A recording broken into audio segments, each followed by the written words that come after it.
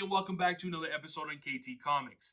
On this episode, what we're going to do is my first attempt at my new segment known as SuperPower Profile, where we use a randomizer wheel to determine a character from either the DC Comics Encyclopedia or the Marvel Comics Encyclopedia. So, for those that don't know about these books, they're giant books that contain all the characters from each universe in them, and it gives us their stats, origin story, and of course, when they first appeared in comic books. Okay, so how this is going to work is we're going to use a randomizer wheel to break it down 4 different times. The first one is going to be which universe to use, either the DC or Marvel. Then what we're going to do is, because these are actually sorted alphabetically, we're going to find a first letter of our character's name, and then with that, we're going to find a page number. Once we find the page number, it's going to give us a character. Now, if there's multiple characters on that page, we will randomly select the character on that page. Alright, so once again, just to make it clear, what we're going to do is use the randomizer wheel to determine the universe, the letter, page, and then our character. Let's do this. Okay, so first thing that we have to do is find the universe of the encyclopedia. So whether it's DC or Marvel, let's see. Looks like it's gonna be...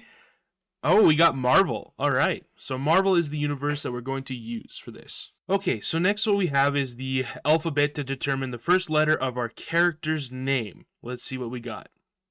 Alright, slowing down. F. Alright, this will be interesting. And there's some Fantastic Four. There's lots actually, so let's see what we get. So for the pages of F, we actually have numbers 128 to 140, and it looks like we get page 135. All right, let's go check out, see what we get.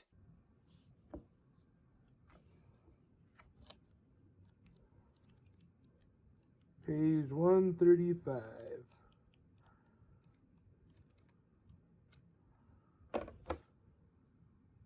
No. We got Fear itself. What a great way to start this segment. Now, Fear itself isn't actually a character, but it is a massive story arc that happens in the Marvel Universe. Now, this main storyline is a 7-part miniseries that is a non-stop, hold on to the seat of your pants, roller coaster of emotions from start to finish. I'm actually not going to get into too much detail about the storyline because I want to go back and read that story and do a future video for the channel. But the Reader's Digest version of this is that the Red Skull's daughter, known as Sin, wanted to one-up her old man by completing a task that he could never do in the World War, obtain an Asgardian hammer. Now, once she actually gets the hammer, she becomes possessed by someone known as Scotty!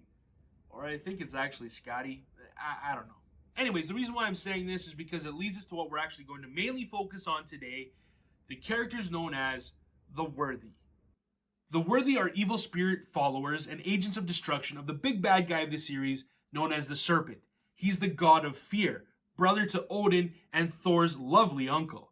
But you see, the Serpent actually needs fear to survive. He feeds off of it. So the more fear there is in the world, the stronger he becomes. So to generate fear, he actually relies on a group known as the Worthy, which consists of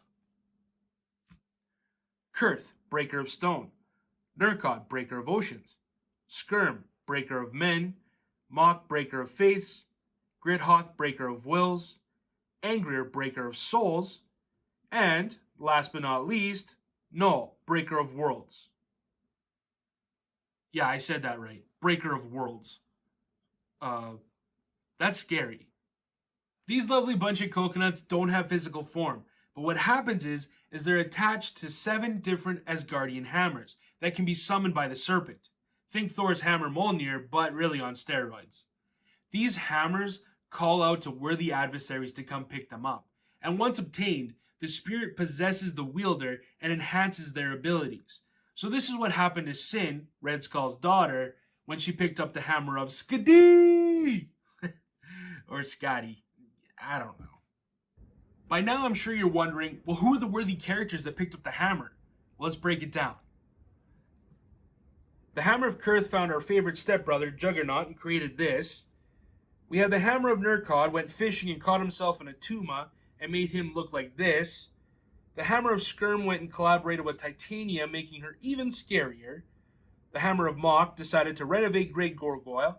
and I must say the before and after is quite remarkable. The hammer of Gridhoth absorbed Absorbing Man and cosplayed as Ghost Rider? I don't know, it kind of looks weird. The hammer of Ingrid thought it was clobbering time with the thing, and I am not one to argue with that. And finally, probably the scariest of the Brady bunch, we have the hammer of Null.